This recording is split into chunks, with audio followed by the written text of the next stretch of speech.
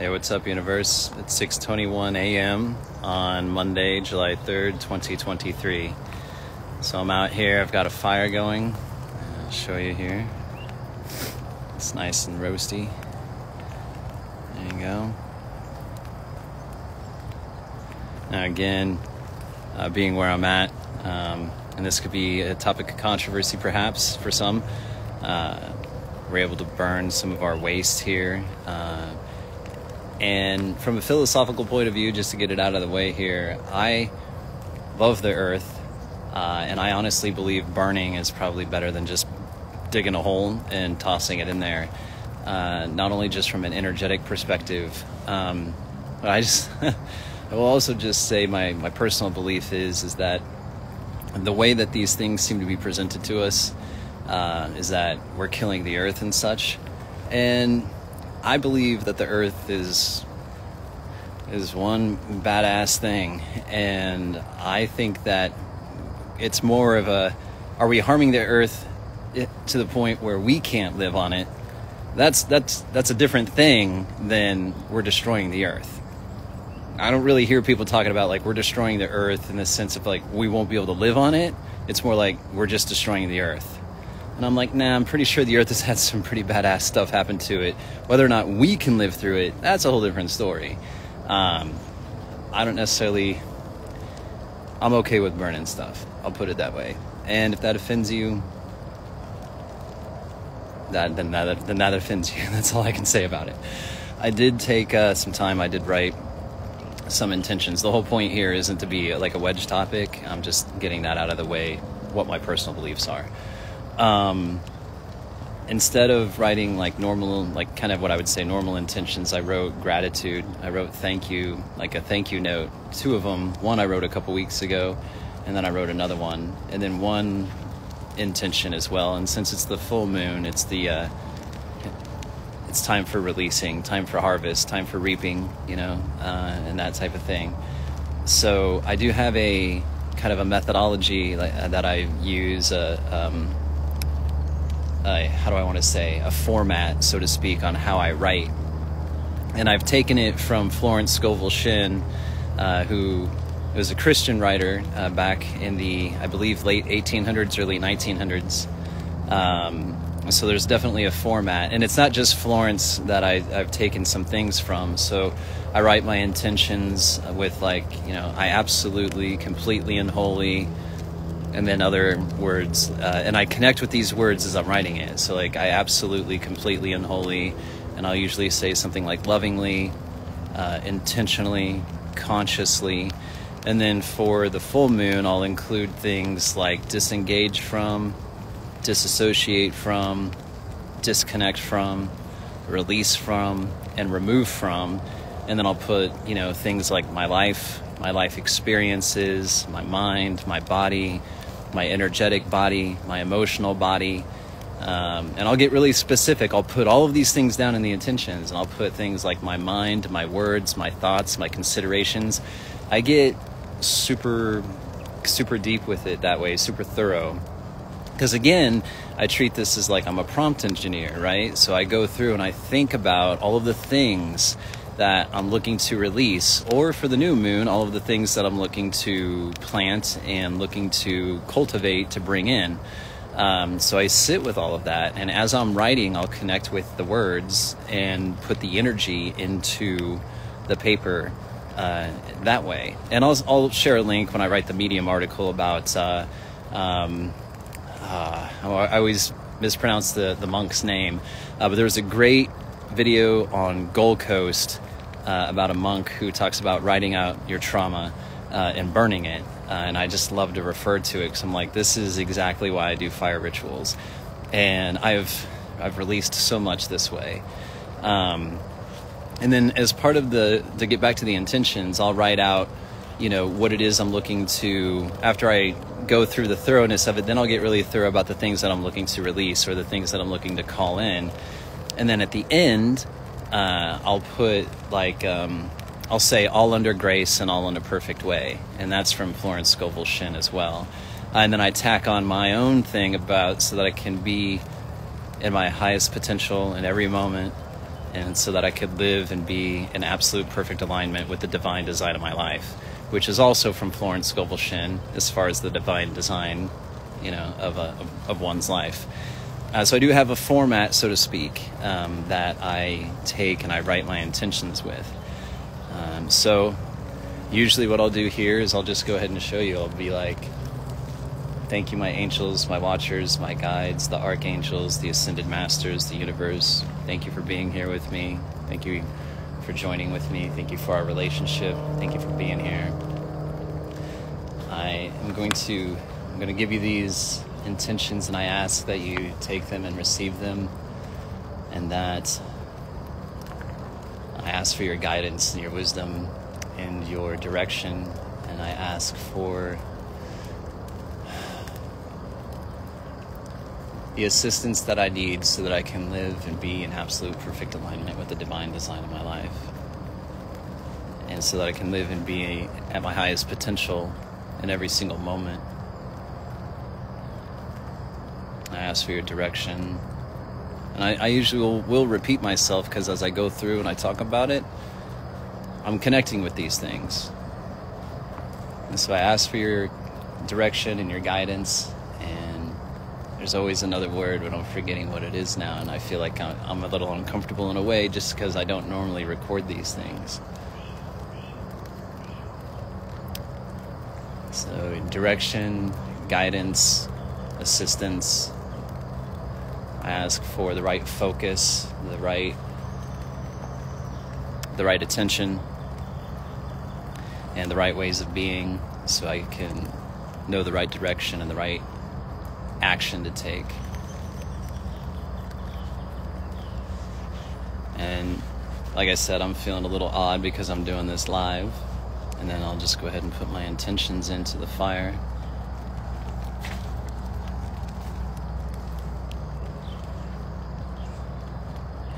I will say one thing that's interesting about this fire pit. So my oldest son's learning to become a firefighter, right? He's taken 2 years now of fire science in the high school.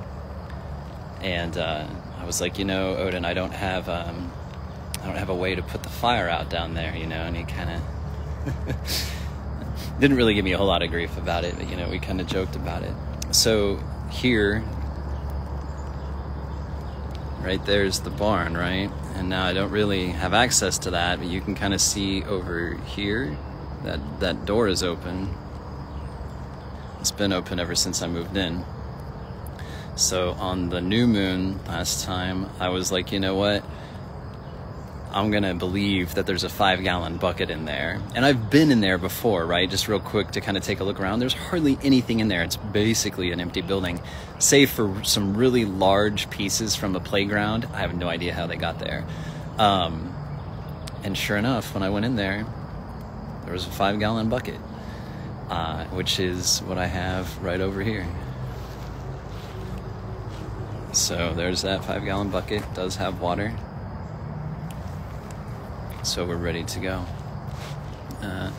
So with the fire rituals, this was a really simple one, and it's not like they have to be complex or anything, but I've done fire rituals that have taken me hours.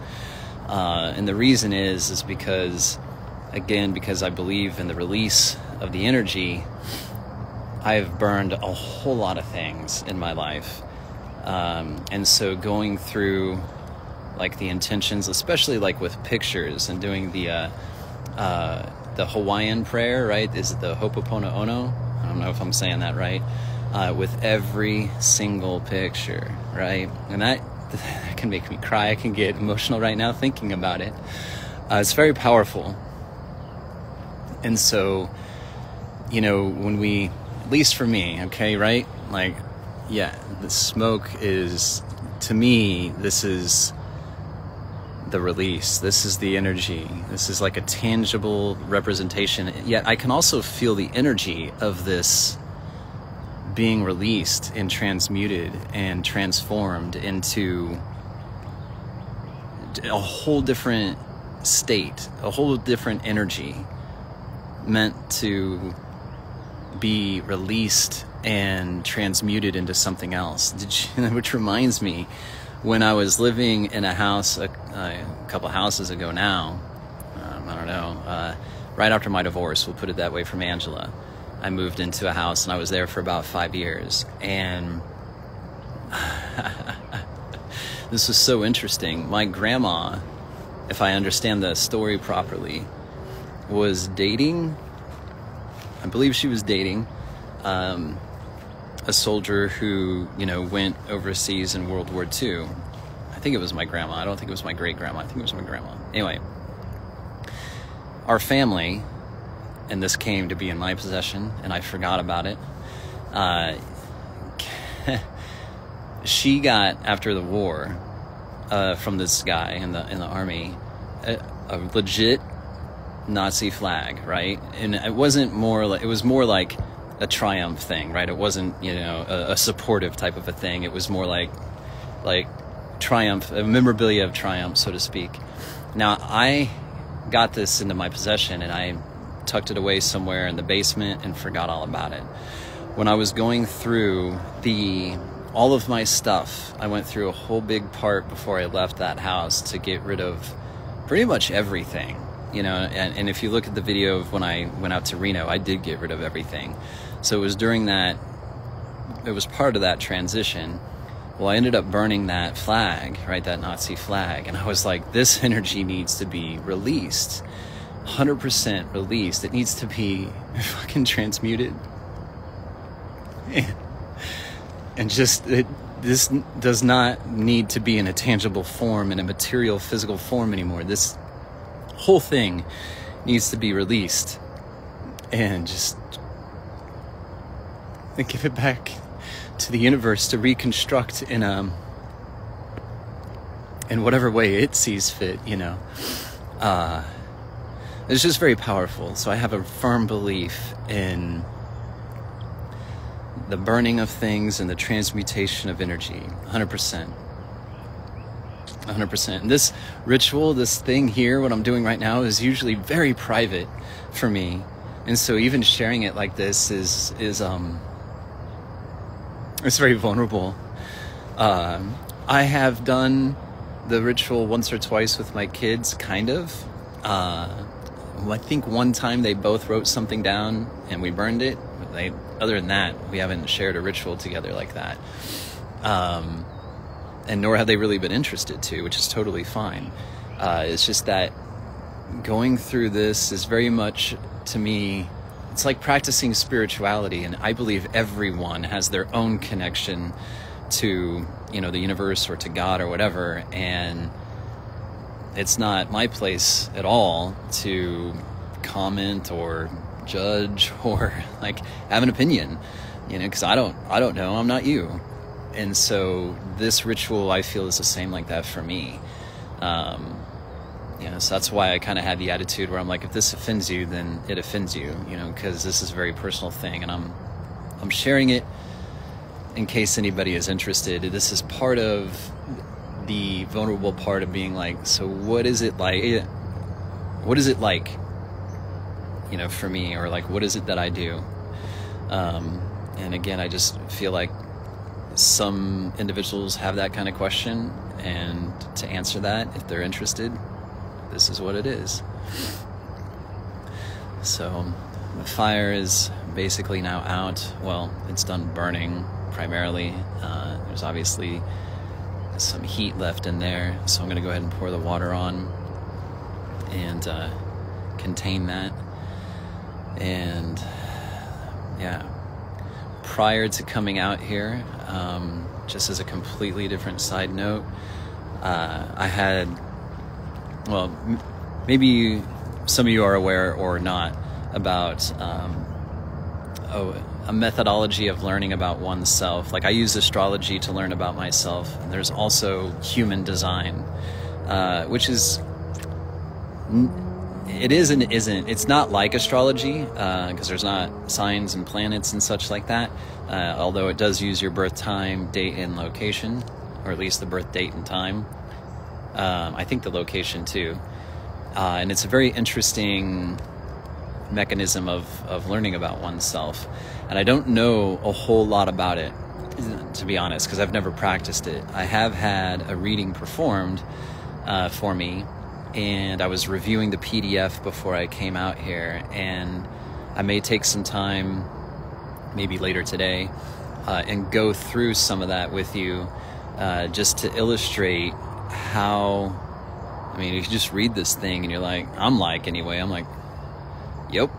You know, even in, especially now that I have data to point out to you guys, now that I have it documented, so to speak, it's a very interesting way of looking at myself and relating to myself and understanding myself. So I'll share that with you as well.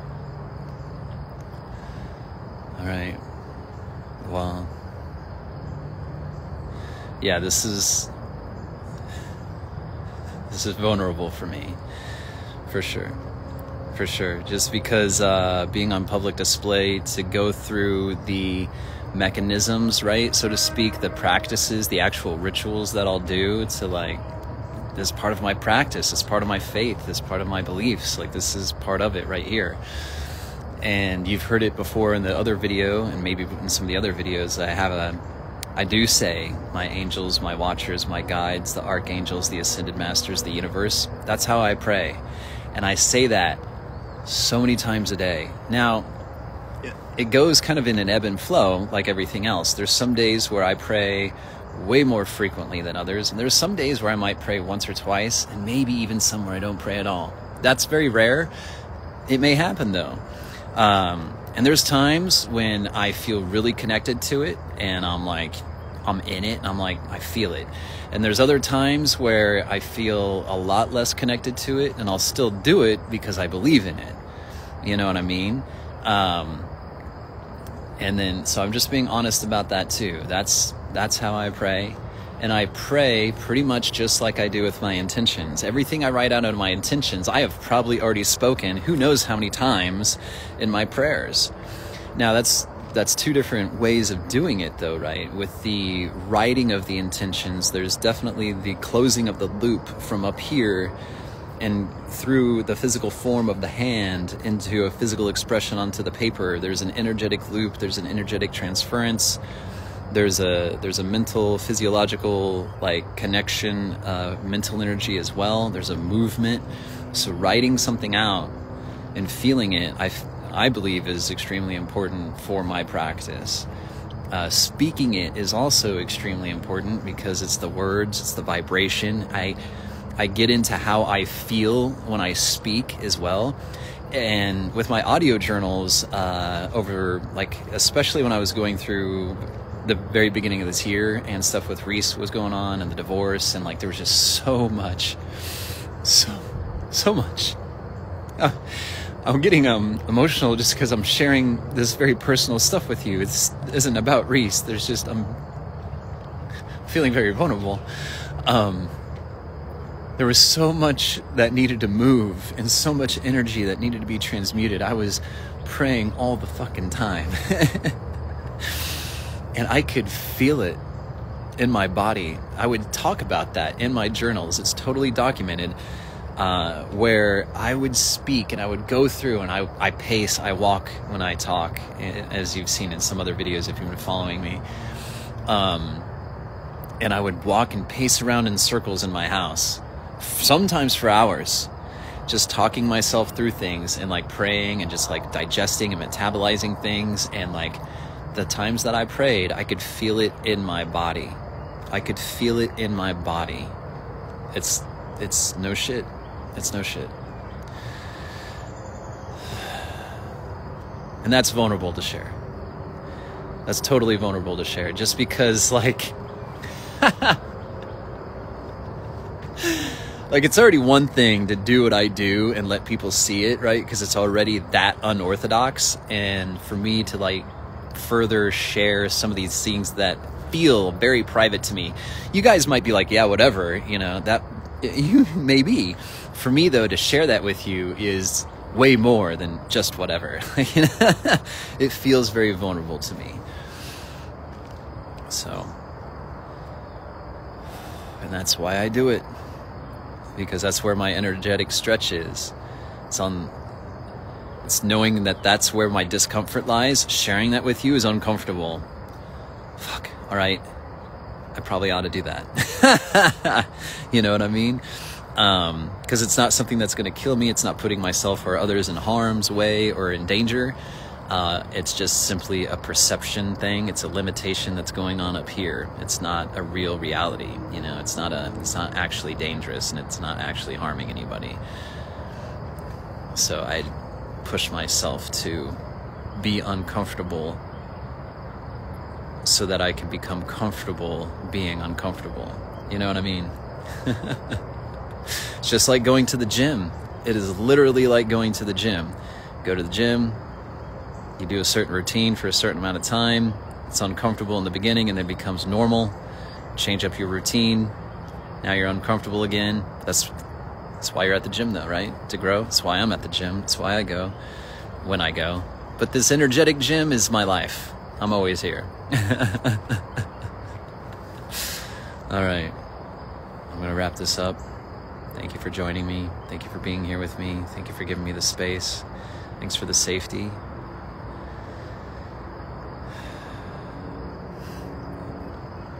All right. I love you guys. I'll talk to you later.